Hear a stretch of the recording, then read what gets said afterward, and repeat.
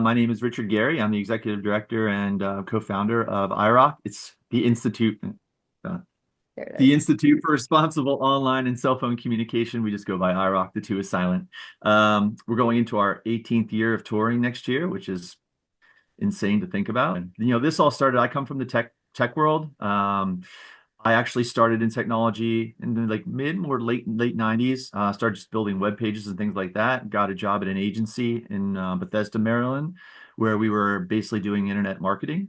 So back then it wasn't the same as what it is today. We didn't have AI algorithms tracking people's data, but our goal was to track people, because you're trying to understand conversion and things of that nature. And so I learned about the tech, the back end of technology through that work. When I was back in New Jersey, I think it was around 2009, and a school called up in South Jersey, Washington Township Schools, and they said, "Hey, we're having a health and wellness fair. Would you come in and talk to our kids about sexting?" I had no idea what they were talking about, honestly. I thought it was a prank call, and I tell the story a lot, but because it's just hard for me to believe. But it was a school nurse, and she sounded so credible. So I was like, "Listen, I'd be happy to come in and talk at your health and wellness fair as long as you know that I'm not going to talk about sexting because I've never heard of it before. I'm an internet marketing guy, and I have a child safety client. That's how they found us." So I went in and I talked to everybody about how they could use technology responsibly, how you can use it to brand yourself. Again, coming from the marketing world with technology. And I left that room and I saw how little people knew about technology. I was like terrified, to be quite honest with you. So I'm like, so let me get this straight. We're giving people one of the world's most powerful tools. We're not giving any training on actually how to use it. And then after people get in trouble, we're putting labels like sexting on their behavior. And then we're calling everybody in for workshops. Like, is that really what we're doing? And that's really what we were doing. So after a week of like doing research and seeing what was out there, and don't get me wrong, there were a lot of great companies who still are here today. Common Sense Media, Family Online Safety Institute. There's a lot of great companies. But at the time, I was just finding all of this information that was reactive. I basically stopped internet marketing and started this nonprofit. And here we are. Like I said, we're going, what, 18 years. So Wow. crazy. Yeah. Yeah, that's incredible. And again, like you said, we were all given these super powerful devices with no real instruction manual, which is huge. Yeah, and one of the things I always tell people is like, this isn't like it's a gun or a knife where you learn how to be safe with that tool that could hurt people or Mhm. yourself, and then it stays the same. It's not static. I mean, Mhm. this is a constantly evolving tool with constantly evolving platforms. A big part of the people that are a huge focus of these companies, social media, technology, our children, our teens. Is there something, I know there's a lot of education for parents, for teachers as well. Is there something that you hope impacts the younger generations most when you're educating, when you're sharing about these tools and how to use it? I hope to get rid of blind decision making and bring in informed decision making. Like that's our ultimate goal. So, especially now in a world where the lines of reality get blurred every day. We've never seen AI before. Nobody, our species has never seen it before. We've never seen wearables like Meta AI glasses before. Like this is all new. So there's nobody for us to learn from. So we're going to set the precedent for every generation that comes next, right? Every generation pays the price for the next. This is the price we're going to set this. So one of the things that I hope when we speak to audiences is that I hope that we can get rid of a lot of the blind decision making that's being made out there. I'll give you a case in point. And I know this is old hat. It's been around forever. Everybody knows by now. People say Snapchat doesn't disappear, right? Some people want to believe that. Some people don't want to believe that. But I'll give you an example of what I'm talking about. Let's just say that for the sake of, the argument, a middle schooler said to me, "No, my Snapchat disappears." And I say, "Okay, technically, even though that's not true, let's just say it was." So now we bring in meta glasses, right? So somebody sends you a snap that's supposed to disappear. Maybe it's even supposed to be encrypted. And you have a pair of meta glasses on and you look at your screen and you take a picture of what's on that screen, or you take a video of what's on that screen through your meta glasses. And by the way, Snapchat has glasses called Snap Specs. They actually gave the world cameras with glasses with cameras in them. Mhm. So you send the snap, you think it's going to disappear. Let's just say it did. If somebody takes a picture with their glasses, it didn't disappear, right? So it's about getting rid of blind decision making, bringing in informed decision making, and help people think differently about the tools that they're using. Do you believe that is this on the kids or the teenagers using social media, using technology, or is there a bigger responsibility for parents? I feel like it's a lot to navigate. There's so many new things constantly coming, and we're at the forefront of that. So whose responsibility really is it? I always say, look, You can't just hand a kid an iPhone and be like, hey, happy birthday, here's your iPhone, good luck. I mean, again, let's go back to the cars, or like if you gave your kid a lighter, right? Are you probably going to teach them fire safety first before you just put this in their hand, right? We don't seem to do that. Like a lot of times, if I hear a parent say, well, my kid's too young for technology, so this isn't really important information yet. My response to that is, isn't the best time to teach them before you give them the book of matches, right? Like, Mhm. so you should be, as a parent, you should be opening lines of communication before you ever even think about giving your kid a tool that connects them to billions of people across space and time.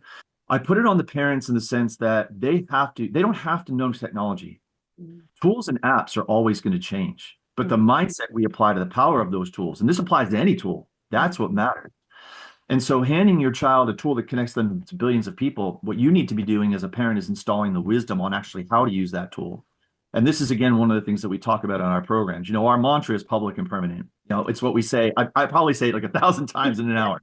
And it's not about saying, hey, everything you do is public and permanent. That is not what we're saying. What we're saying is you're putting content into a world built for communication, and every day that world gets faster. So are you using that mindset of public and permanent? Not, oh my God, what if it gets out? Are Mhm. you using it and teaching your kids to use it? Like, are you showing the world, making things public and permanent that you want the world to see with that tool? Because if you're doing that with that tool, you're making that mindset work for you, then you can do extraordinary things. You can do things that 90 years ago wouldn't have been possible on this planet. You can open extraordinary windows of opportunity. Yeah. So this is a long-winded way of saying, parents really need to understand how to use technology themselves, but they also, more importantly, they need to know how to talk to their kids about being safe and responsible before they hand them that tool. And we have too many people, especially youth, who are great on the front end of technology. Their skills are so super savvy, their knowledge base is so high. On the front end, they'll tell you how to use an app. Yeah. On the back end, their wisdom, their brain is not developed yet. And that's where parents have to come in and really talk about how, teach their kids how to make responsible decisions in this world, show them the pros and the cons of that decision making. Absolutely. Do you think there's a responsibility on the companies too, like the social Definitely. media companies or the technology companies to also give warnings or, educate in that way? They know what they're doing. The AI algorithms know what they're doing. At the end of the day, they're trying to generate revenue. And unfortunately, in that mission to generate revenue, yeah, they're cutting corners and they're not doing things that they should be doing to keep kids safe. So yeah, they definitely harbor some responsibility. So I'll give you a perfect example. Instagram ended end-to-end encryption on their DMs. So this is a company, Meta, that preaches privacy in their marketing, but on the back end, they're doing the complete opposite of that. Mm. So we see this all the time. I mean, anybody who's listening to this, how many spam calls you get a day? That's not happening by random. That's not just happening willy-nilly. It's happening Mhm. because your data is being used and taken. So yes, they definitely have a higher responsibility. Sites like Roblox, a lot of parents, they don't even understand Roblox. They think it's like a game. They don't understand it's a platform where there's a lot of user-generated content. What they care about is generating revenue. Yeah. They actually went after a guy who was helping to catch predators on their platform, right? Like, why are Mhm. you going after the guy who's helping you keep your platform safe? So what did Roblox do? In their effort to keep kids safe, they decided they were going to put kids into buckets and require, age verification through faces. Like, come on. Mhm. Yes, companies definitely need to do better. They need to do Yeah. more. But unfortunately, I don't want to sound pessimistic, but we're a capitalist society, and I just don't see that happening because for years and years, how often do we hear about them getting into trouble and they Mhm. pay the fine because they have money to burn? Nothing really changes. Yeah. So there's a lot of responsibility on us and on the parents and educational systems like what you do too, that play a huge role in that. When it comes to obviously safety on social media using technology, video games is huge. That's a huge aspect of it. How have you noticed in presentations, connecting with students, parents, the mental health aspect of it when it comes to social media, video games, cyberbullying? How has that been received through your presentations? I mean, I see a lot of challenges in the mental health space, Mhm. especially coming out of COVID, social, emotionally, so many kids went backward, but their tech time went up. And Mhm. that doesn't mean all tech time is bad, don't get me wrong, but a lot, tech time went up. And so they were exposed to a lot of things at a younger age because they were using technology to go to school. Mhm. And while they were on that technology, they might have been browsing, parents' work, things of that nature. So, I mean, I just see it across the country. Social, emotionally, kids went backward, tech time went up, mental health suffered. I mean, I really, unless you're in schools every day, it's hard to understand. But if you're a teacher watching this, if you know if you're involved in a school, you totally understand what I'm saying right now, especially for middle school kids, seventh and eighth graders right now, in the last few years. So I've seen massive mental health impact. One of the things that we try to do is limit mental health challenges by giving information. So let's just take what you were saying about gaming, right? And what I was just saying about Roblox. Mhm. So gaming platforms, again, like they're not going to change. So tech companies are not necessarily going to change unless they're pressed to, and even then, who knows how much they will. So let me give you an example, like I was saying with Roblox. When we talk to kids about gaming, we'll say to them, look, especially now in a world of AI, you have to keep your conversation on the game and only the game. Be self-aware enough to know if somebody's trying to pull personal details out of you while you're communicating in that game. Friends and family know your personal details. So to have that conversation on a server doesn't make any sense. Mhm. This way, if somebody hacked you, they hacked your friend, they hacked your server, somebody's using AI to pretend to be somebody you know, because you can do that now. Mhm. You're not giving that person any information. So they're going to move on if there to do something bad to you, because they're not getting anything from you to use against you, right? So this is a way where, from a user standpoint, you can keep your risks low, regardless of what the tech company is doing. And regardless of what that predator on that platform might be doing, you're limiting your risk through your decision making. Mhm. So we try and help kids from that aspect with their mental health and their safety by limiting potential challenges, by giving tips like, keep that conversation to the game, have the same mindset you would apply at like Dave and Buster's, the local arcade, in the global arcade, understanding at the local arcade there's 200 people you don't know. In the global arcade, there's millions of people you don't know. And when you start oversharing and you apply a different mindset here, your risk levels are going to go up. So it's things like that through our presentation where we try and help them understand or give them tips and thought systems. Mhm. So regardless of what the tech company is doing, they are still going to keep their risks low. So from a social media standpoint, one of the biggest things we try and help audiences look at social media, we try and help them look at it differently. So for example, we'll tell them like your privacy settings, try not to look at your privacy settings as privacy settings. Tech companies set the wrong expectation from day one, which is why, and I say this in my presentations, as if you go back to MySpace like 20 plus years ago and you look at the people who got in trouble on that platform, and then you compare that to people getting in trouble today with apps that say things like your content's completely encrypted and will disappear, people today are getting the exact same trouble they were 20 years ago. So what have we changed in 2 decades of time? Not the way we think about technology. We just keep changing the name of the app. Think of your settings, your passcodes, passkeys, pins, biometrics, encryption as visibility settings. Mhm. Because what you're actually trying to do on the front end, forget about the back end. On the back end, the companies can see what you're doing. On the front end, you're trying to limit third-party visibility into your window to the world. You're not making it impossible for people to see what you're doing and know what you're doing. You're trying to make that harder. And in this way, when we think that way, we get rid of that false expectation of privacy and we start thinking a little more differently about what we're doing. For example, like I said earlier about the glasses, when Snapchat says your picture's going to disappear, and somebody has a pair of Meta Ray-Bans on, Meta AI on, and they take a picture of their screen with their glasses, your picture didn't really disappear, and you're going to have literally no notification because they took it through their glasses, the picture of their screen. So get away from thoughts of privacy settings in a world that becomes faster to communicate every day and faster to learn about each other and affect each other every day. Bring in the word visibility. Anybody watching this, if you have an open window or an open door, or go open a window or open a door in your home, bring your kids into the room and say this. If you look out that window or that door, can you see out and people can see in? And the answer is going to be yes, it's wide open. Tell Mhm. them this is public. You literally have to do nothing for two-way visibility in through that window. Think of that as a public account, right? Nice and easy, fast and easy communication. I said, now, if you go close the blinds on that window, and then you take a curtain and you pull it across the front of that window, and you Mhm. say, hey, I'll give you $100 right now if you can tell me if somebody's outside that window. Could you physically go over to the window, move the curtain, open the blinds, and tell me if somebody's out there? Of course you can, but you can no longer see out that window from where you're seated. Now you have to go put some effort into it. But if I incentivize you, you'll go look through that window. All right. Let's say somebody got through the curtain. That's the password. And then when they got to the screen, the blinds, that's another layer of security, right? And on those blinds, I bolted them to the windowsill. We'll call that bolt encryption. Mhm. And you say to me, I cannot get through that bolt. I do not have the time. I don't have the skills. And honestly, for $100, it's not worth my time to learn. And I say to you, if you tell me if somebody's on the other side of that window, I don't care how you do it. I'll drop you $1 million right now. $1 million cash right now. You're gonna find a way through that window.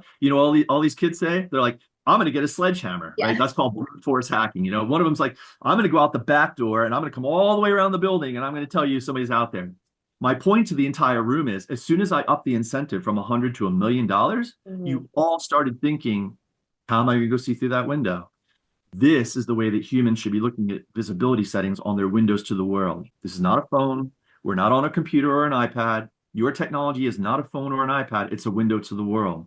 And please remember, windows work two ways. And to switch over a little bit into artificial intelligence, I know that this is something that is ever changing. It's another form of technology, new new inventions that we're at the forefront of and that we are using and adapting to, but we're not necessarily taught. So how do you teach people and what are your overall thoughts on artificial intelligence? Nobody's ever seen it before, Hmm. and it is rapidly evolving. All right, so there's a whole litany of things that can happen in the world of AI, everything from disinformation to deep fakes. Then there's the positive, right? How you can use it constructively.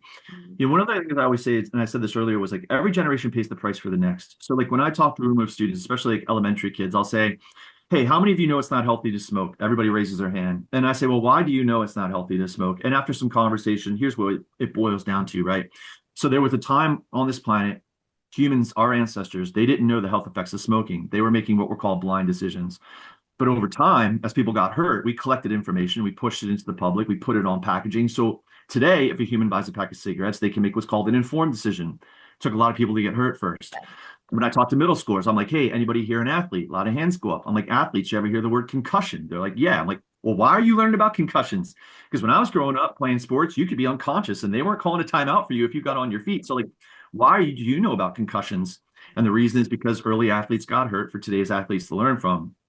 And so the point I'm always trying to make is like every generation pays the price for the next. And in the world of technology, especially now in a world of AI, we are the early users. Hmm. We are the early smokers and we are the early athletes because nobody's ever seen it before. And we just put it out there. We said to the world, your mental health, it doesn't matter. Your age, it doesn't matter. If you want technology and you can afford it, you can have it. And by the way, when we give it to you, we're not going to give you any guidance or thought systems on actually how to use it. So now we're in a world of AI where literally we don't even have another generation to learn from. At least kids, their parents grew up with MySpace. They have some semblance of use, right? Nobody's ever seen this before. So we are all learning at the same time. So we are all essentially the early smokers and the early athletes, the early users of technology. And so what I try and tell people is like, you have to apply the right thinking. You cannot just buy into false marketing and just use it without, willy-nilly, without having a proper mindset. And that goes back to what I said earlier about public and permitting. Are you putting things into AI that you would be okay being public and permanent? Are you making that work for you? Don't ever put personal information into an AI assistant. Case in point, last summer, there were people who were uploading personal medical records and personal legal records into ChatGPT because they thought it was private prompts. What these people didn't realize was that ChatGPT, along with Grok, and I believe Claude was doing this as well. They were posting what people thought were private prompts. They were being indexed in Google. So people who had this information that is totally personal being indexed into Google. Now, they have, of course, fixed that. But that's just an example of every advance in technology makes it faster for what people thought was private to get out. And there's a case where people had to learn that lesson the hard way, like early smokers, like early athletes, early users of technology, setting the tone for future generations to learn from. So as AI continues to develop, it's really going to be important that the mindset that we're applying as we're using it, we keep that thought system in place, which is when communication gets faster, what you're doing is faster to get out. So are you making that work for you, not against you? I always try and give two sides. I Yes. don't ever want to come out and be like pessimistic, right? So for example, rather than uploading it, if you're watching this and you're using AI for productivity, that's great. So let's say like you were going to do a resume Hmm. rather than uploading your entire resume with all of your experience and all of your personal information on it, take a chunk of what it is you're trying to work on. Pull out anything that might be specific to you that you can easily plug in. And then let's say you're trying to draft something about like work experience. AI can take that chunk and write that work experience piece for you, and then you can take that and then customize it on the back end and then plug that into your resume. So those are the kinds of things where it's really important, we understand the distinction between Mhm. using it for productivity and minimizing the amount of personal information you're putting into it. Yeah, absolutely. And then I guess on a final note, I mean, what you do and the way you educate is so so important. And like we've said multiple times, it's also so important because it hasn't really been there. It's not something that people prioritize. We're all using these technologies, video games, social media. The education is lacking. So that is so important. And thank you for doing that. It was just something that you hope that you, when your audiences leave the room, when you're done teaching, what is something that you hope that they take with you when using social media technology to be safe and also keep their mental health safe too? What we really want people to understand is that your tools and your apps, look where we went from the flip phone to where we are today to where we're headed with wearables. You won't even be using a Yes. phone, right? You have Meta AI, Meta Display. So I try and help people understand tools and apps are always going to change. I help parents understand your kids' tools and apps are always going to change. To sit here and talk about parental controls or how to adjust your settings in Instagram for 60 minutes is a waste of time because all of a sudden they run one update that same night after a parent night and everything I just taught you is completely wasted. All that time and effort, right? It's not about understanding the back end. It's understanding mindset. Tools and apps will always change, but the mindset we are applying to the power of these tools is going to matter for us and increasingly in a world of AI and wearables, the people around us. And so by understanding and having the right mindset, which is what we talk about and teach, as you saw, we can help ourselves operate with low risk and high reward. You know, when I talk to audiences about cyber cruelty, what I try and help people understand is that, what did we learn through COVID? We learned that you can now go to school or go to work from anywhere. Like technology literally eliminated space and time. Yes. You and I could be anywhere in the world having this conversation, and we are. We're Yeah. not anywhere near each other right No. now, right? So there's no more space and time. Yeah. And that's amazing. If you make that power work for you, you just expanded your opportunities because they're now global. But I try and help people understand when you abuse technology, right? Your digital ID is basically your behavior at this point. AI sees everything that we do. Backend algorithms see everything that we do. Companies, ISPs, they see what we do. Your digital ID is basically determined by your behavior online. And I don't think enough people truly understand that. And that is going to become more real, not less real, as we keep moving forward. So it's about understanding you now compete in a world. Every one of us now competes in a world where you don't compete locally or nationally. Many of us compete globally, and not just with billions of humans, but now machines that get faster every day.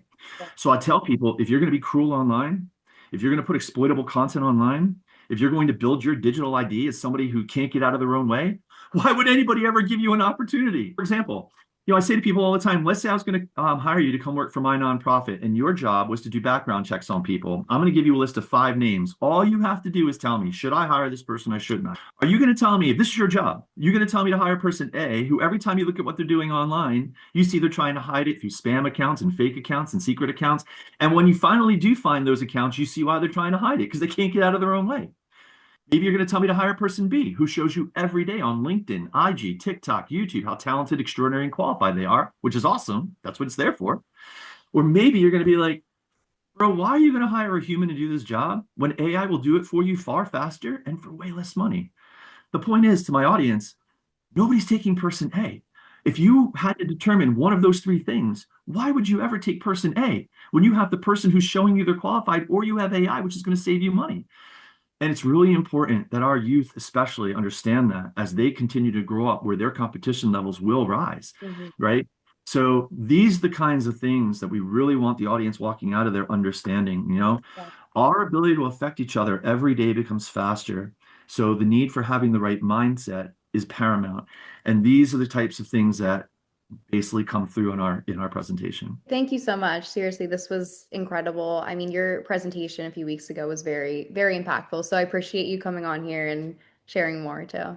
It's my pleasure. It's my pleasure. And yeah, if anybody has any questions, iroc2.org, IROC2.org. That's how you can find us to address any questions or challenges you might have. But otherwise, Bryn, yeah, thank you so much for the time and for taking this platform. It's super important, especially the mental health piece. So thank you for letting me be a part of it.